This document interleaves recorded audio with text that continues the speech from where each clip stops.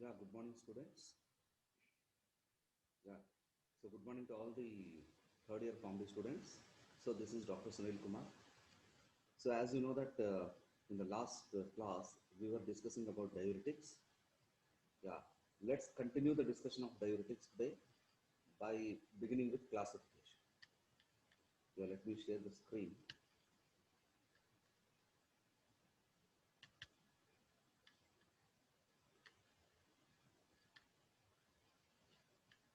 Yeah, I hope the screen is visible to you. Yeah, please pay attention. This is very, very important. So classification of diuretics. So here diuretics can be classified according to their strength or potency into three different categories. First category of diuretics are very, very strong, which we call it as high potent diuretics or high ceiling diuretics, or which we call it as loop diuretics.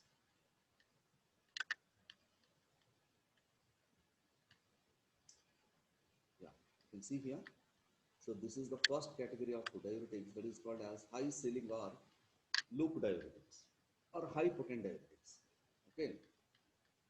And the word loop, it indicates the site of action. These diuretics are going to act on ascending limb of loop of Henle. Okay, as they are going to block certain transport system which is involved in the absorption of salt and water or sodium and water, and thereby by blocking the transport system they are going to prevent reabsorption of sodium chloride as well as water, and and thereby they will increase the excretion of sodium and water.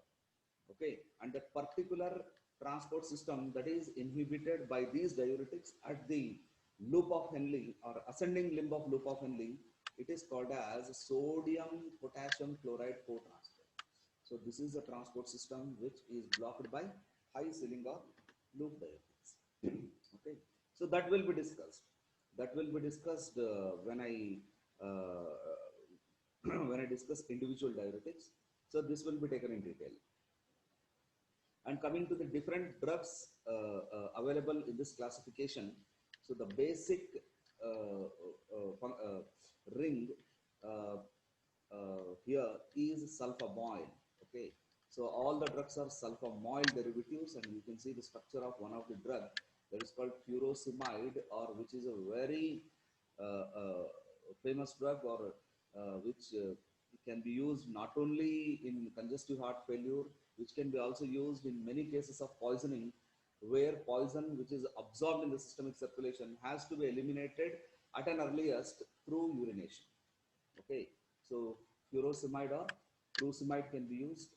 So you have bumetanide, you have thorasemide. Furosemide, bumetanide, and thorasemide. And this is the structure of sulfamoyl derivative. This is the structure of furosemide. Okay, I don't want to enter into the structural aspects. If you want to, I mean to say that compare the structure of different high ceiling or loop diuretics, you can refer any textbook like Wilson and Giswald or any medicinal chemistry book, you will come across. Okay, so high ceiling diuretics are the diuretics which are the most effective among all the diuretics, and they are going to act at the ascending limb of loop of Henle, and they are going to act by inhibiting sodium potassium chloride co-transport system, which is going to absorb large amount of sodium and water in the ascending limb of loop of Henle. Okay, and all the drugs are going to block the transport system, which is called as sodium potassium chloride co-transport, and thereby they prevent the reabsorption of sodium and chloride along with water. So thereby they will increase the excretion of sodium and water. Drugs available are furosemide, which is also called as furosemide, and we have a brand name Lasix. So Lasix is nothing but it is also a furosemide. So bumetanide and thorasemide. Okay. Next comes medium efficacy diuretics. So medium efficacy diuretics are which act moderately, which will increase the urinary output in a moderate manner.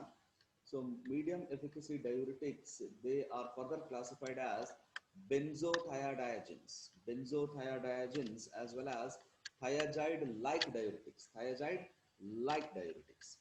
Got it? So here, medium efficacy diuretics, they are also going to block a particular transport system, especially at the distal tube, distal tubule. Okay, let me show you a structure here. You can see. So what we discussed just now, that is loop diuretics here. So loop diuretics, they are going to act here. As I mentioned, they are going to act on loop of Henle here. This is the site of action of loop of Henle. So all these ions, sodium, potassium chloride, which are reabsorbed. You can see the arrow mark, which are reabsorbed here. So the reabsorption is blocked by loop diuretics. Thereby, so sodium, potassium chloride, water will be carried uh, all along the length of the nephron, and finally they are excreted in the urine. Okay, so that is what happening. And the site of action of thiazides, okay, which act on here distal convoluted tubule, just here. So this is distal convoluted tubule. This is the site of action of thiazides. They are going to block a particular transport system here in the distal convoluted tubule, and they are going to block the reabsorption of sodium and chloride. And that particular categories of drugs available in medium efficacy diuretics, they are benzodiazepines, or what we call it as thiazides. Thiazides. What I have shown you right now, the site of action where thiazides are going to act, that is DCT, distal convoluted tubule. Okay, and here you have wonderful drugs which are the one of the widely used drug even in hypertension. Even in hypertension, thiazides are given as the first choice.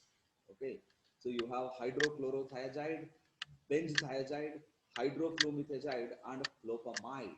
Flopamide. These are the drugs which will have a basic thiazide ring, which will have a complete thiazide ring. Okay, and this is one of the example I would like to show you. That is hydrochlorothiazide. Hydrochlorothiazide is a widely used thiazide diuretic. Okay, so next coming to thiazide-like diuretics. They are not completely thiazide. They have some other attachments also. Means they will have some heterocyclic rings attached to it. Okay, I can say that they are not purely thiazides. They are partially thiazides. Okay, and in that you have chlorthalidone, metolazone, zipamide, indapamide. Okay, so these drugs are thiazide-like diuretics, which are not purely thiazides. Okay, so third, the mechanism of action remains the same. Even these drugs will also act on distal convoluted tubule. Okay, they will act on distal convoluted tubule. So next comes weak or adjunctive, supportive diuretics. Adjunctive diuretics. In that you have three categories. First one is carbonic anhydrase inhibitors. Okay, so that is what we call it as acetazolamide. Acetazolamide is carbonic anhydrase inhibitor. Okay, so what is carbonic anhydrase, and how it is involved in reabsorption of sodium, and why this enzyme has to be blocked, that I will discuss with the help of a neat and a clear diagram when I come to the individual diuretic. But right now, I will brief it out what is happening here. See, generally what happens inside your kidney. Inside your kidney, this is what we call it as blood. Okay. So suppose this is your blood, this is your cell, epithelial cell, and here this is your lumen, empty tube, empty tube. Okay, like this. Okay, this is your tube. So I'm showing in this fashion. So like this. Okay, this becomes blood, this becomes cell, and this is the empty tube, lumen.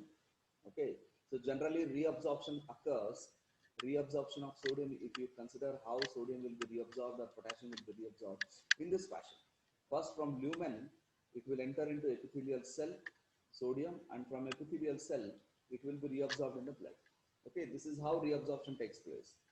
So now here why I am discussing this, in a simple manner, let me explain. Inside the epithelial cell of the nephron, what will happen?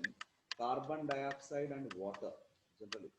Carbon dioxide and water, so both will unite and there will be a formation of H2CO3. H2, sorry, yeah, H2CO3. H2CO3 is nothing but carbonic acid.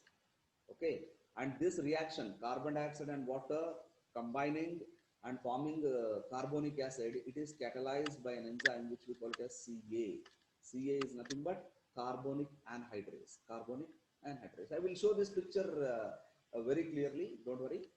So, so what is the connection between formation of carbonic acid with the help of carbonic anhydrase and diuretic effect? Let me tell you. So carbonic acid again splits into two parts. Let me tell you. One is it splits into H plus and it also splits into HCO3 minus. HCO3, sorry, minus. HCO3 minus. H plus and HCO3 minus. So the point of matter here is HCO3 minus is absorbed in the blood. Okay. HCO3 minus is reabsorbed in the blood. Okay, that's fine. Then what is the why? What is the connection between diuresis here? The point of matter is when HCO3 is absorbed, it is absorbed along with sodium. Okay, even HCO3 is absorbed along with sodium. Sodium also gets absorbed along with HCO3. Okay, and the problem here is in case of hypertension, in case of edema, in case of congestive heart failure, there are many conditions where sodium accumulation leads to water accumulation, because both are connected. If sodium accumulates, water will also accumulate, and in those circumstances we have to remove sodium. Simultaneously water will also be eliminated through urine. So what we have to do, we should not allow the sodium to get reabsorbed. You have to eliminate the sodium. And diuretics, the major role of diuretics is to increase the excretion of sodium and water. So that's why what is happening here, these diuretics, carbonic anhydrase inhibitors.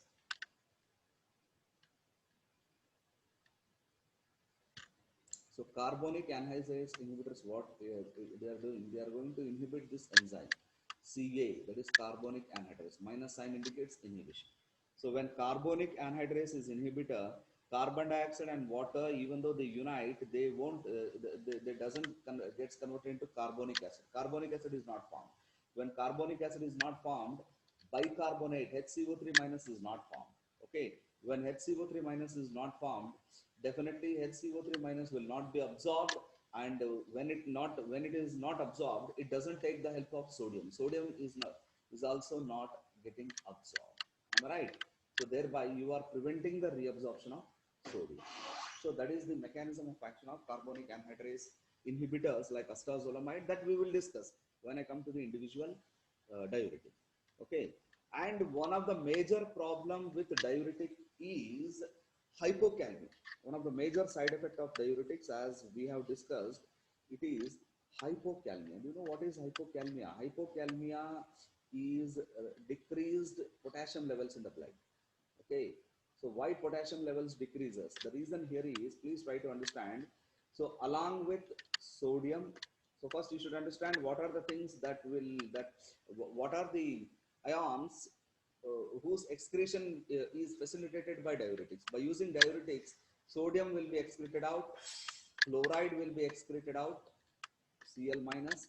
By using diuretics, water will be removed, H2O, and along with that, even H plus ion will also be excreted. H plus ion will also comes along with sodium and water, and also potassium will also come along with sodium and water. Okay, this is what happening. As a result, when you use thiazide diuretics or loop diuretics, one of the major side effect is hypokalemia, because because it increases the excretion of sodium and water, followed by even potassium is also going out. Am I right?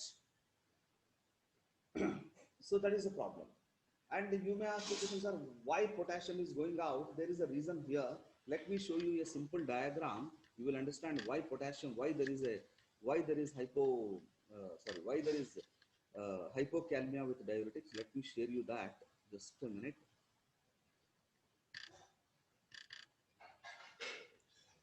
Sorry, not this one. Okay, just a minute.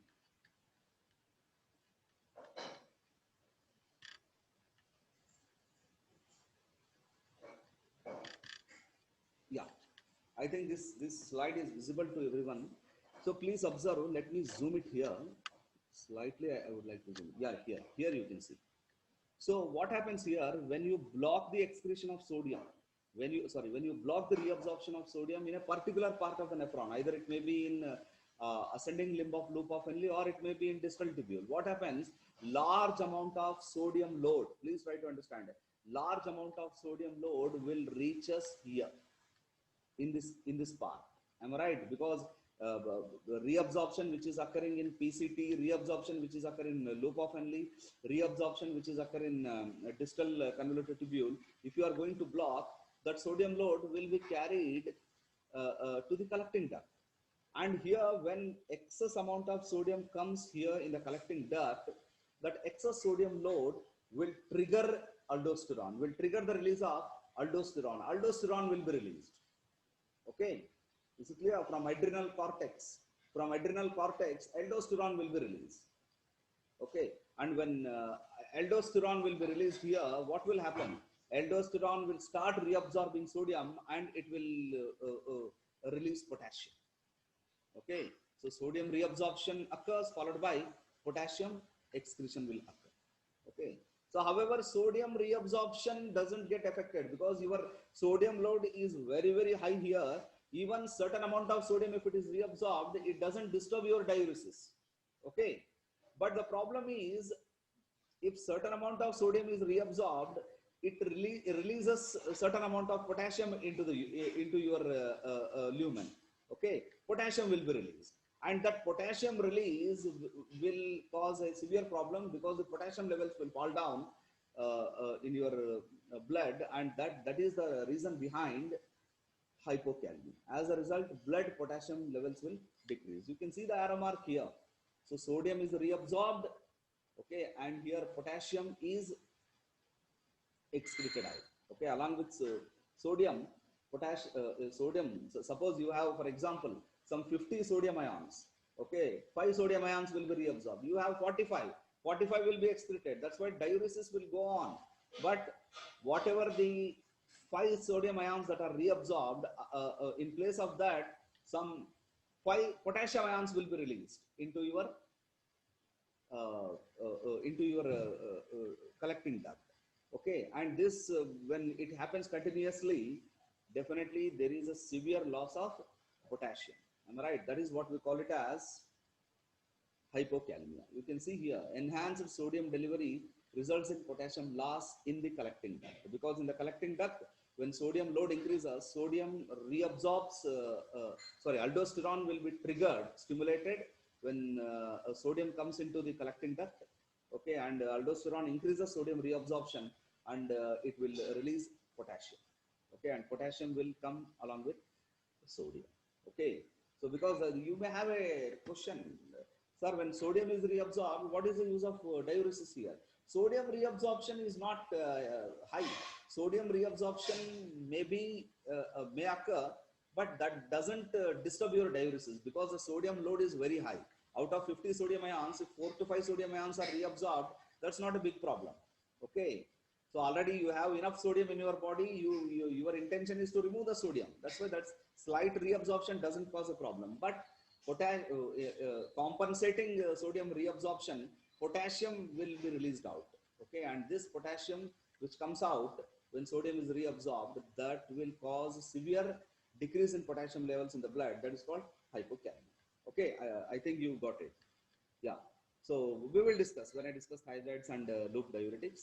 So I would like to share the previous screen.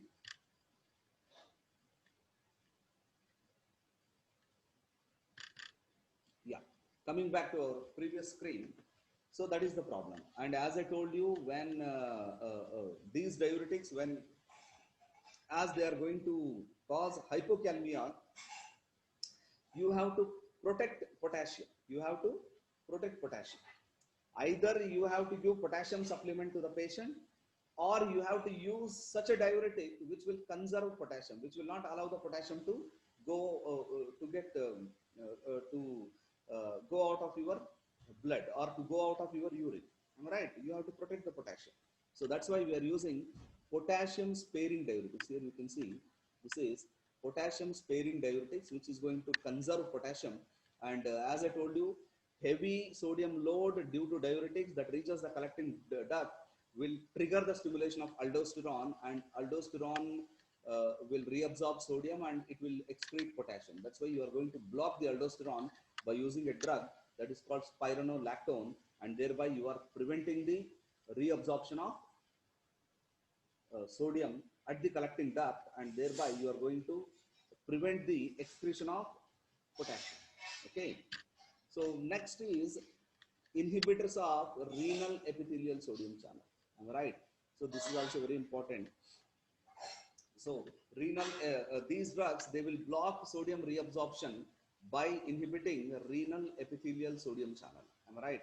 So sodium which is reabsorbed from lumen into the epithelial cell, and from epithelial cell, sodium will be reabsorbed in the blood. So here sodium reabsorption from lumen into the epithelial cell will be blocked by these drugs that I will discuss. So these drugs are triamterene. So they are nothing but they are triamterene and they are amiloride. These two drugs are going to inhibit renal epithelial sodium channel. Thereby sodium reabsorption at the collecting duct is blocked, and thereby potassium excretion is also blocked. Potassium is also not excreted. Am I right? So thereby, so you can conserve potassium. And coming to last one, osmotic diuretic. This is also a weak diuretic. So this is going to modify the contents of the filtrate. Okay, I think you know osmosis. Osmosis is a condition where there is a movement of water from lower solute concentration to higher solute concentration. Am I right? Okay, so movement of water from lower solute concentration to higher solute concentration, or I can say that higher water concentration to lower water concentration. Right? Movement of a solute from higher water concentration to lower water concentration. Okay, so what happening here is these drugs like mannitol, isosorbide, and glycerol, they are going to increase the uh, volume of the filtrate. They are going to modify the contents of the filtrate. They are going to make the contents of the filtrate very, very concentrated. Am I right? So, for example, this is your renal tubule. Okay, and these are the cells. Okay, and here if I talk about sodium, Na plus, so absorption in this manner, sodium will enter into cell and then it is going to enter into blood. So why it is absorbing into the blood? The only reason is osmosis is going on in this direction. Okay, so you have to block this osmosis. You have to block the absorption of sodium into the cell and further into the blood. So for that, what we have to do? You have to increase the concentration of the filtrate here. So you have to increase the osmotic pressure here. For example, if you increase the osmotic pressure here, what will happen? So definitely, so water and sodium which is present from the blood, which is present in the blood, they will enter into the cell as a result of increased osmotic pressure. As a result of increased OP, osmotic pressure, so water will be attracted from blood into the epithelial cell. From epithelial cell, water will enter into the lumen. So this will happen only when you increase the osmotic pressure of the filtrate. Okay, but generally osmotic pressure of the filtrate will be less than the osmotic pressure of the blood. That's why reabsorption is going on in this direction. Okay, but if you increase the osmotic pressure of the filtrate, reabsorption occurs in this, reabsorption occurs in this direction. Okay, so this is how you have to, this is how these diuretics will work. They are going to increase the, modify the contents of the filtrate. They are going to increase osmotic pressure. Thereby, they are going to facilitate the facilitate the entry of water and sodium from blood into the lumen, so that large amount of sodium comes into the lumen, and that will be excreted in urine. That will be excreted in urine. So this is the mechanism of action of osmotic diuretics. Okay. Yeah. Okay, I will stop now. So we will continue our discussion in the next coming session. We will take individual diuretic and we will try to discuss it in detail. Okay. If you have any doubts regarding this, please bring to my notice. Okay. So please, yeah, this video will be displayed in your regular class. So watch the video and please note down what are the doubts that arises in your mind, and you can interact with me. Okay. Okay. Thank you.